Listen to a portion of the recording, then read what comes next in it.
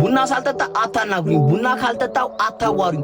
ቡና ካልጠጣው አጠገቤ አትድረሱ አትዩኝ። በቃ ቡና ካልነካው ሰላሜን ነው ማጣ።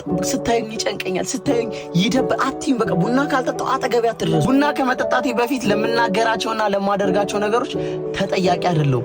ኃላፊነቱን አልወስድም። በቃ ተረዱን። እኛ ያለ ቡና ፈንክሽን ማድረግ አንችልም። በቃ ቡና ካልጠጣን ሰው ማዋራት አንችልም፣ መራመድ አንችልም። በቃ ተረዱን። መኪና ለመሄድ ነዳጅ ያስፈልገዋል። እኛም ቡና ነዳጃችን ነው። ያለ ቡና ማውራት አንፈልግም። ስናያችሁ ትደብሩናላችሁ። የሰው ልጅ ለመኖር ምግብ ነው የሚያስፈልገው።